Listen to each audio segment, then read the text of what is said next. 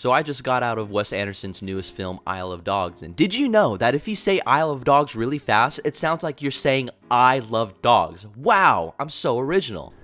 Wow. But yeah, Isle of Dogs, as expected, it was pretty damn entertaining. This is the second animation coming from director Wes Anderson, his first being Fantastic Mr. Fox, and just like most people who have watched that movie, it's most likely one of their favorite animations of all time due to the use of stop motion animation and the whimsicalness of the story. Now, it's been years since I've seen Fantastic Mr. Fox, but I can say at the time that I've watched the film, I do remember liking it for those particular reasons, so it's no question when it was announced that Wes Anderson was tackling another stop motion animation film, I was gonna see it day one. Now that day has finally come, and it's one of the more intriguing animations I've seen in a long time. The biggest praise I can give this film is the use of its production design and set pieces. In an industry where most animations, especially mainstream ones such as the ones Disney and this shitty company pumps out, although they're all pretty to look at, except this one, all feel the same because these films still feel like they're being made entirely by computer. Whereas you have some animation companies such as Aardman, who recently pumped out Early Man, which is another stop motion animation that came out a couple months ago, and I haven't seen it because I just didn't have the time, or Leica Studios. It still feels like the art form of animation is being kept alive.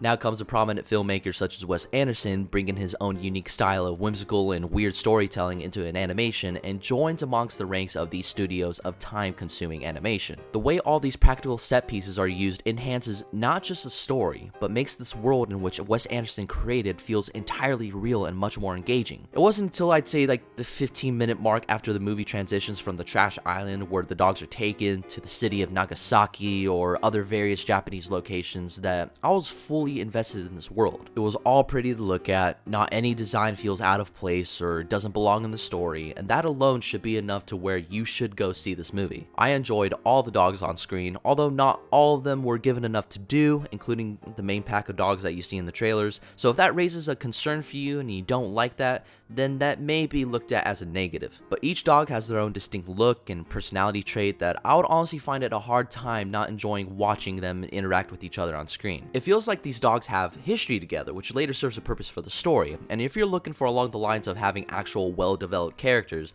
then you'll enjoy every moment with the little boy Atari and the dog Chief, because every opportunity this movie has, they together steal each scene. While the other dogs are used for comedic effect and even world building, none of it feels out of place or forced. Can you argue some scenes where they have side character dogs such as the Scarlett Johansson dog or even the alcoholic dog or the psychic pug feel like these characters are there just to be there? I mean, sure. Which makes me bring up the point on how a lot of them weren't given enough to do, but that's technically impossible when having a huge world such as this. It has one main focus within the story, which is that little kid looking for his lost dog and uncovering the mystery as to what happened to him, and it keeps it fairly well. But what surprised me about the plot is that there was much more going on rather than just I love dogs. The idea of having all these dogs relocated on an island away from civilization, there's problems going on within the society of Japan itself, which can either go one or two ways when dealing with a movie such as this, which you can have a balance of a story between a boy and his lost dog and a society ready to explode based on politics. Although some scenes flow well with others, some on the other hand did not, such as the use of certain flashbacks within the second chapter of the story. Now, I wouldn't call myself the biggest fan of these storytelling decisions, as it sometimes becomes a distraction of the bigger picture. This, however, does get in the way of my overall experience of the film, as there's still many more praises to go. The score, composed by Alexander Desplat, who recently won an Academy Award for The Shape of Water, brings soothing melodies. I've lost all of my pride. I've been to paradise and out the other side. Combined with whimsical tones,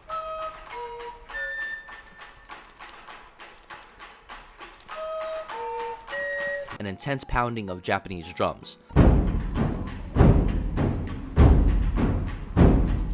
All of which blend so perfectly on what's going on with each scene. I cannot stress enough on how much a musical score and even the cinematography helps enhance the storytelling, and I am a firm believer on how this film, or even movies in general, accomplish that. This is a movie you cannot miss in theaters for all the reasons I have mentioned, so please give Wes Anderson all your money because he needs to make more animations such as this. Because if you want to see Isle of Dogs, it's definitely worth seeing at the full admission. And that's basically all I have to say about Isle of Dogs for now, and just a quick little update. I promised you guys a while back that I was going to do a podcast with me and my brother hosting, and that dream is finally becoming a reality. quality. So stay tuned as to what the podcast will be.